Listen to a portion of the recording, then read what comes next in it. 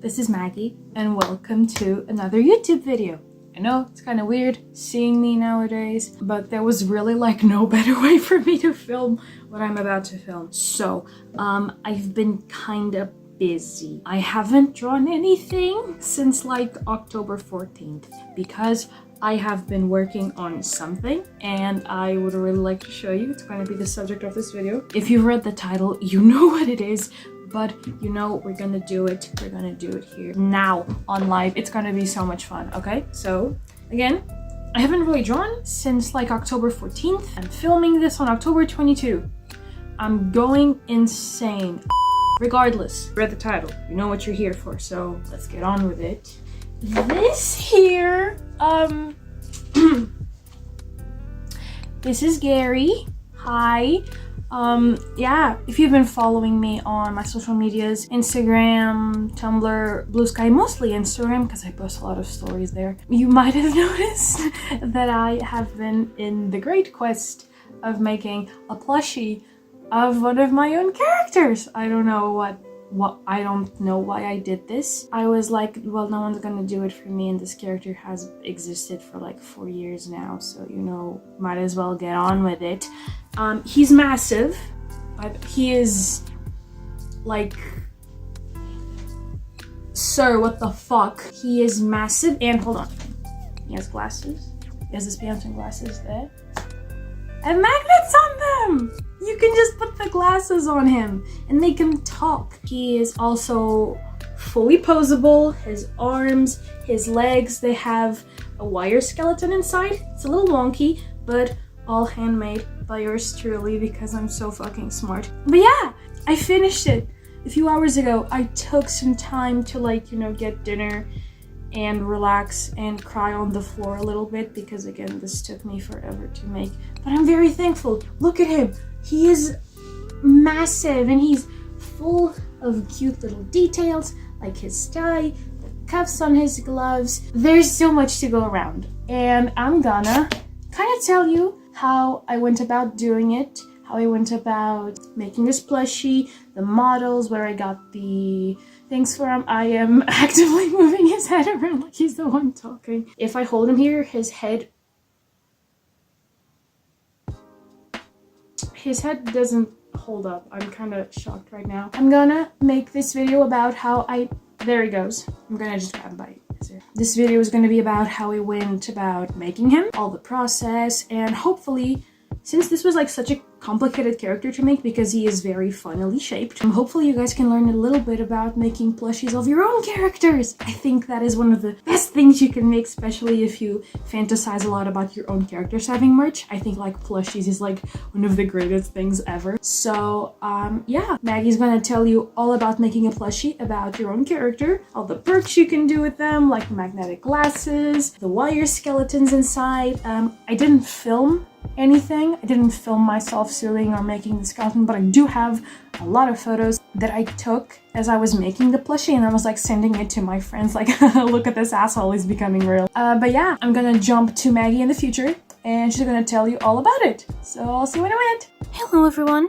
voiceover Maggie here, and today we are going to get into how I made my Gary plushie. This has been a project that's been in the works for like a few days now, more than a week even, and I'm so happy that I finally finished. It's finally done. There were mistakes made along the way, but I'm so happy that I actually managed to finish this as a project. And yeah, this is kind of gonna be about my whole process, about how I made this plushie, and hopefully it'll help you make your own plushies, whether that be of a character you like, of your own OCs. Hopefully it'll just like help you learn a little bit about how to make a plushie. Full disclaimer ahead, I don't know how to sew, so I kind of bullshit my way through a lot of this. So if anyone looks at my sewing skills and they are horrified, I am ready. I am so open for that. Okay, so without further ado, let's get started. So, why Gary? To those who don't know, Gary is a deltarune OC that I've had for 5 years now, since chapter 2 came out. And I thought, hey, if anyone's gonna get a plushie first, it's gonna be the guy who has existed for like 4 years. I think he's waited long enough to have his own merch, finally. It wasn't the best idea because his design was really hard to translate into a plushie. Like, a lot of his shapes were like really weirdly translated, but it still came out really pretty. I like the work that I did on him. Okay, so I'm gonna tell you about all the steps that I went through while making this plushie. I didn't film any of my sewing, but I do have a lot of pictures that I took as I was making it, sharing progress pictures with my friends, and I'm gonna just use those to show you parts of the project. First step was obviously sketching out the plushie. This wasn't about making the pattern for the plushie already, this was how I would like it to look. So I just tried to mesh a lot of his more iconic shapes, like his head, the long hair, his boots, and the shape of his chest were like a really big pieces that I wanted to get just right. Obviously, the Spamton plushie was like a very big inspiration for this because that's where I got a lot of inspiration for the head mold, how I was gonna go about making it. Thankfully, I have the Spamton plushie, so it helped me a lot. Just grab him, turn him around, see where all the sewing parts were, what I had to cut, what I had to sew together. And by sketching down the character first, you can have a lot of ideas already about how you're gonna connect two pieces, how you're gonna go about solving some problems that would be normal for him to have as like the design of the character, but that would not translate very well to a plushie form. So we already fixed that. Once we have that done, we move on to making the pattern. To make the pattern, I used a A1 sheet of paper. It was around 23 by 33 inches. It was a very big paper, but I needed it because I wanted to do all his pieces next to each other so I could have an idea of how big he was going to be and to have everything around the size that I was expecting the plushie to be. So once all of that was done, obviously I cut it out, I put it all together just to roughly see how big the plushie was going to be, and as you can see, he was gonna be massive. The new desk really helped with this because it gave me a lot of space to work in, and it was just a lifesaver, honestly. So now that pattern is done and all cut out, we are going to move to the materials. I didn't want to make him out of like actual fabric because the point of making this plushie was that I wanted to do something. I was so tired of waiting to become perfect at stitching so I could feel like I could finally do it. I just wanted to do it. It's been 4 years and I have never turned any of my characters into plushies. I did once when I was like younger, but besides that, I really wanted to do this. If it turned out wonky, let it be wonky. It was made by my hands. Plus, I didn't have the money to like pay someone to make a plushie for me. So, you know, we ball, we learn. So again, I didn't want to make the plushie out of fabric because I know I would have to travel to go pick out fabrics and it would be really expensive. It would just be a pain in the ass and it would be a really big reason for me to give up making the plushie. So I just worked with what I had around me. The plushie is mostly made out of felt and foam paper, which actually ended up being really helpful for getting measurements right and to get some sturdier and sharper shapes right. It helped a lot that the plushie was mostly made out of felt because it held its shape very well. So for the felt parts, I had to buy black, white, gray, and red. Black was for his hair and his suit, white for the boots and the gloves, some details. Gray was for his neck, his spine, and his arms. And then red, I tried to buy the smallest sheet because I only needed red felt for his tie and the red bottoms of his shoes. Then for the foam parts, I only bought white, which was for his face. I bought red for his eyes, which you're going to see later on. And then I bought yellow and pink to make his glasses. Again, the Spamton glasses, we need them. I also bought these round blue stickers. They were the perfect shape and shade of blue to make the gems on his boots, the cuffs of his gloves, and on his tie. So it was honestly a massive find. I just snatched them off the shelf and took them. And then everything else, thankfully I had at home, needle and thread. I come from a family that is like very used to sewing stuff by hand, so thankfully I had everything I needed there. And then I just needed pens pens and such. Massive shout out again to RTX. I used their pens to paint this guy's face and everything turned out mwah, chef's kiss. Now that we have all of our materials, we are going to trace them into their specific materials and we're gonna cut out all the pieces. This part was kind of tricky because I wanted to make sure that I didn't have to buy more materials than I already did, so I tried to fit in everything into one sheet. I did end up having to buy more white felt because Gary's boots were absolutely massive and they needed a lot of material to be done. So yeah, I had to buy another white felt sheet of paper thingy later, but whatever. The black one, I was really happy. I managed to fit almost everything into that specific sheet of black felt. Thankfully, I had some leftovers at home from other projects, and those kind of saved my ass. And yeah, once everything was all traced and cut out, we started with sewing. For sewing, I started with the hands first because it was the smallest part,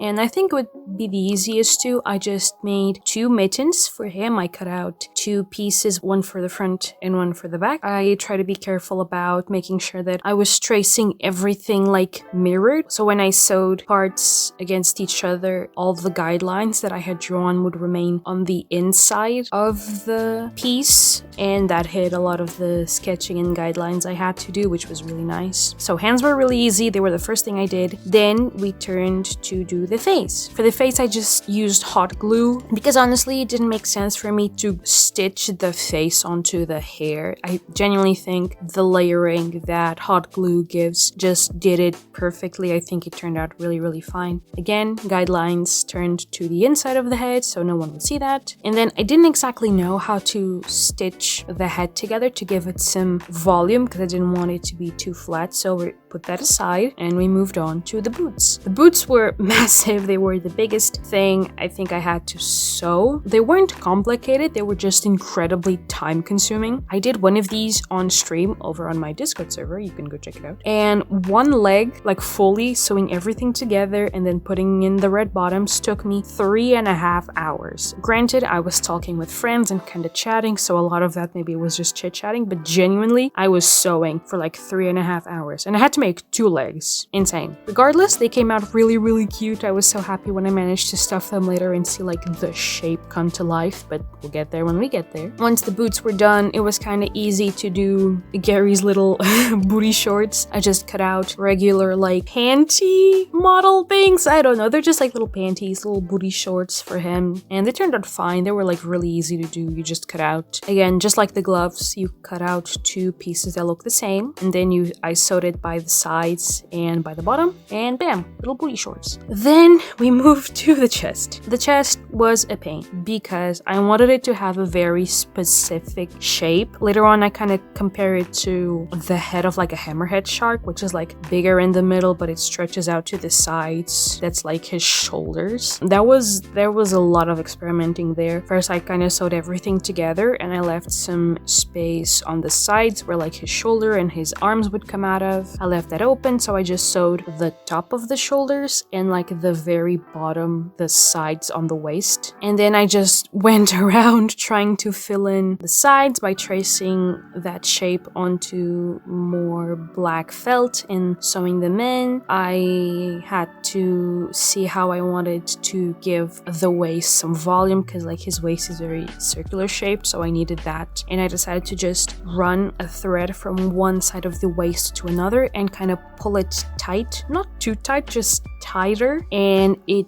gave him a very nice shape. And then I knew for like the puffier chest, I know stuffing would do the job in that regard, so I kind of just left it there. And yeah, that's pretty much it. After the chest, I moved on to the head. I finally figured out what I wanted to do, how I would go about making the head a little thicker. Again, I looked at the Spamton plushie and I realized in between the front and the back part of the head, there was this big piece of black fabric that gave the head some shape. It was very blocky, but it genuinely worked out really well, so I decided I was going to do that for Gary as well. So I cut out this massive piece of black felt and I just painstakingly sewed it all the way along his hair, getting in all the nooks and crannies off his little mullet. This was like really hard to do because I had to twist the felt around in a bunch of different shapes so it would land the way I wanted. Again, felt is much thicker than fabric, so yes, it will hold its shape for better or for worse. And you kind of have to fight against that in some areas here, but I think I did a pretty good job. I didn't close the back of his head because there were some extra things that I wanted to do. So I left the back of his head open and I went on to buy some extra stuff that I needed. So first things first, the plushie needs stuffing. My first plan was to go to my local dollar store, and if I couldn't find a proper bag of like plushie stuffing, I would just buy the cheapest pillows they had and rip them to shreds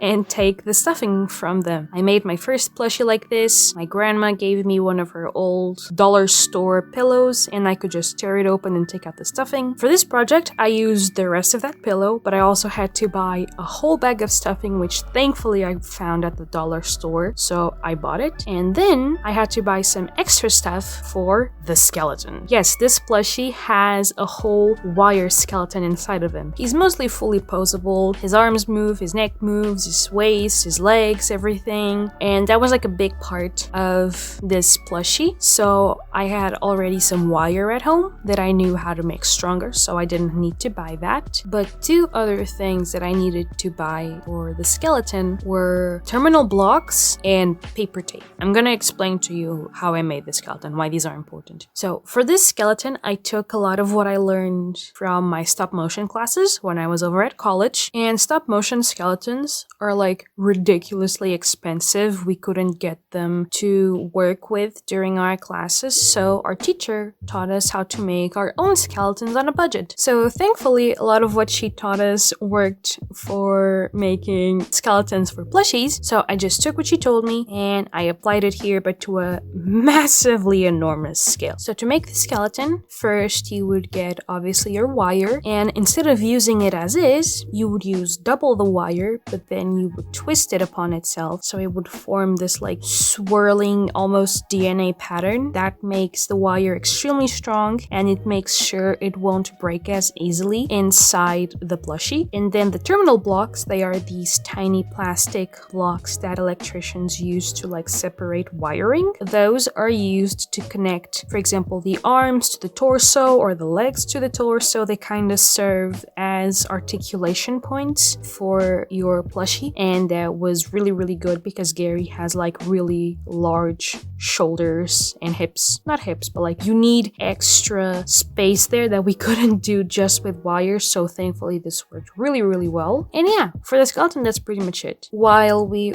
were at the store, I also bought some magnets because I have this idea that I want Gary's glasses to be removable, so they would have magnets, and then inside of his head there would be another tube magnet so that you could put in his glasses and take them off and he would have eyes underneath them, and it would just be like a really cool extra step that wouldn't take that much money or work to make, so I just went straight for it. So now that we have our skeleton done, we need to connect everything. This was kind of a mishmash of putting parts into the skeleton, stuffing them, closing them, putting them together, adding something else. This was done very much out of order, and I think this is where I made the biggest mistakes on making this plushie. I think I wasn't attaching the right things at the right time, because I think there would have been a much better order that I could have gone about attaching pieces to each other so that that wouldn't make attaching other pieces even more difficult, if that makes any sense. It's just that I could have gone about this in a much smarter way, but alas, we did it. We just went straight for it. This is also a really good time to start closing off some pieces. For example, the top of Gary's little booty shorts and the bottom of his suit had to be closed, but they also needed to have enough space to let the wire skeleton come through. So there was a lot of trial and error there, sewing in pieces and putting the skeleton and cutting them and sewing them back closed. It was a whole mess. this. But thank God it worked. It was really good. As I went on about putting everything together, finally we had the whole skeleton made. Look at him, he's so pretty. Mwah. He's massive. He's absolutely massive. Oh my god. The last thing to be attached was Gary's head, because I still needed to sew and glue in the back of his hair because it was much longer, so I needed to first close his head completely and then attach the extra hair and then the neck to the skeleton. It was a whole mess, but it worked out in the end. So now that everything is all put together, we move on to the details. First, I added in the little gems that I had bought earlier. I added them on his boots. I made cuffs for his gloves, and I also added the little buttons there. Before buying the skeleton, I had some free time, so I went on and made some extra details for his suit there, like his tie and some extra details for the suit. I stitched them all in and glued them in, and finally I glued an extra blue gem on his tie because he also has that in the design. Once I was attaching the neck to the chest piece, I also cut out and stitched in the collar of his shirt because it peeked out from under his suit. I stitched it at the base, and then to keep the fabric down, I just hot glued it, and then I glued an extra little piece of white felt to hide some of the uglier stitches from stitching the neck to the body. And then once everything was all done, I grabbed the head and I started painting on it. Obviously his eyes came first because I just needed to cut them out from the red foam paper that I had, and then I painted on his eyes with acrylic markers. They did take some layers because I think the foam was soaking in a lot of the pigment, so I had to go over and over and over it again a few times. And then to help make his eyes a little shinier, I added some nail polish on top of it just to protect the ink and to make them a little shiny again. I don't think I would have used nail polish next time. Again, it reacted really weirdly to the foam paper, but alas, it was what I had. With the magnets already inside the head, I went about making the glasses so that they would just stick to his face. They're like incredibly simple pieces. They were just like a piece of cardboard with the pink and yellow foam paper on top, and then I just hot glued the two pieces together and I attached the magnets to the back, so they just plop right into place. And then finally I worked on his face. I just grabbed my acrylic markers and I started drawing his face. I did his little cheeks, his smile, his chin, his teeth, everything. And for the final touch, I grabbed proper acrylic paint and a brush and I painted on his white hairs. I think I could have gone over and done another coat of it, but again, I was kind of tired. It was late, so I just left it as is because it needed to dry anyway, so like whatever. And I think that is pretty much it. I am so happy with how it looks. I usually record my notes on my bed because again, all the plushies and blankets kind of muffle the sound a little bit, and I'm just looking at him and he is massive. He's just sitting on my bed holding a little bat plushie. He is enormous. Oh my god, I have no idea how I managed to finish this, but I did. Now, if you excuse me, I have to go edit all this audio in. I miss my sketchbook. I have a lot of work ahead of me. And yeah, hopefully this helped some of you guys plan out your own plushie projects. Thankfully, I don't think I talked much about stitching, but if you saw the pictures, then you probably cringed a little bit. But yeah, that's pretty much it. I'll see you at the outro. And yeah, that was pretty much the video. I hope you guys enjoyed it. I know I was a little bit all over the place, but I thought it would be a nice video idea for this week because I don't have any video ideas because I was making this guy. But I took a lot of pictures. I just need to like record the voiceover and do all of that. But hey, I hope you guys enjoyed it and you learned something new so you can do your own little plushies of your characters. Thank you for watching. Like, comment, subscribe, blah blah blah, YouTube words. If you want to see some of my art and some more photos of this dumbass over here, you can follow me on my social medias. I post, hopefully I start posting there now that I finished this asshole. If you would like to see a little more about Gary as a character, he is over on my website. He's over on the deltarune section of everything. I'm gonna let the screen recorder play a little bit longer so I can show you how you get there, and you can just learn a little more about him, where he came from, his story and everything, and why this was like the first character that I made a plushie on. Yes, first. I'm pretty sure this is gonna become a problem later on. Am I forgetting something? The Discord server. We have a Discord server. I also shared a lot of my progress in there, me going insane about stuff that I couldn't really do. If you would like to get behind the scene sneak peeks and little life updates, you can go over there and you can go check it out. And I think that's pretty much it. Thank you so much for watching, and I will see you in the next one. Bye!